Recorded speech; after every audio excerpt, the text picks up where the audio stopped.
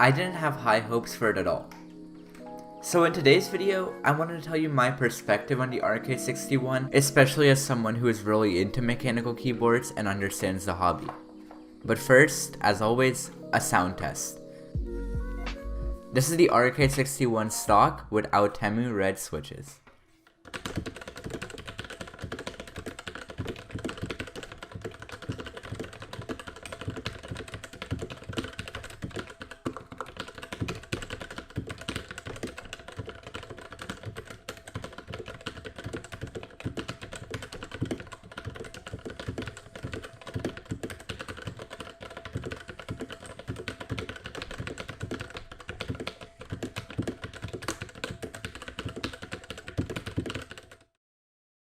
Alright, so first up, you can see that the sound of this keyboard isn't bad, and for $50, I would say that this board is currently exceeding my expectations. But as you might have heard before the sound test, this keyboard uses Aotemu switches. Now, I've never really experienced Aotemu until I received this from Banggood, but for context, Aotemu is considered as some of the lowest of the low quality switches. But honestly, I didn't really notice that here, and these felt better than my Gateron Reds, with considerably less spring ping, but the sound did seem dampened.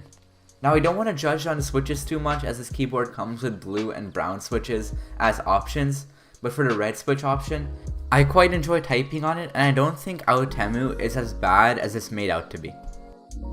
Now, moving on to the stabs, and when I took apart this keyboard, I could tell that they were lubed. Now, I don't know what lube was used as the product page on Banggood does not specify, and they don't even say that the switches are Aotemu, and I had to look at the switches itself for that.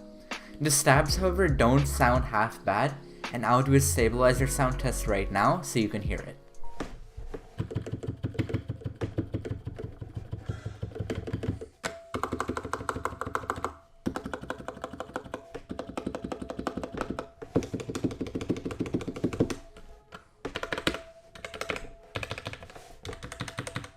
So something that's recurring in this keyboard is that it sounds muted or dampened.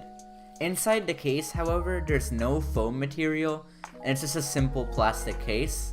It also flexes pretty easily. There's a battery in the top right corner, which could explain some noise difference, but that really shouldn't change much. After all, it's a pretty simple keyboard.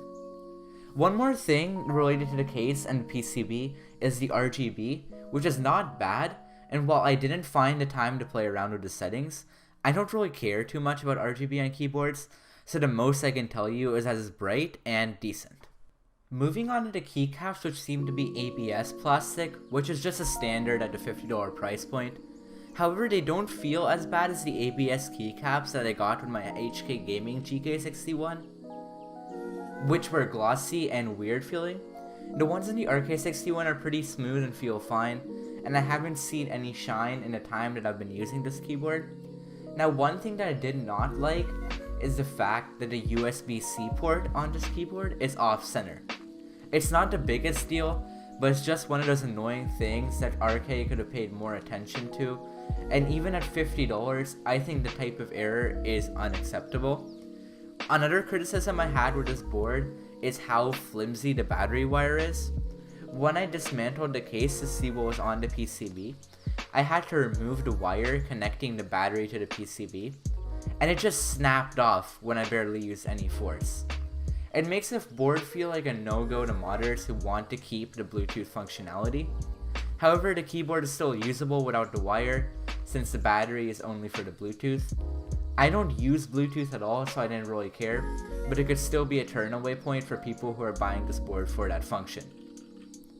Now, I wanted to talk a little bit about my personal opinion on this keyboard, and whether I think it's worth $50 and if I'd recommend it to others.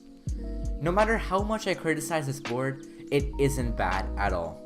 I can use this thing for long periods of time and during gaming without wanting to switch, and I think it's just fine for that. I've been using this as a game and type for the past week, and I've honestly enjoyed using it over tactiles or bad linears. I like the sound and feel, and even though it feels dampened, it's not that big of a deal to me. Overall, I think this board is perfectly priced at $50. It does exactly what it needs to, and I honestly would say that it could even be more expensive based on the quality, but the price, because of the issues, is great. I would highly recommend this to anyone looking for an entry-level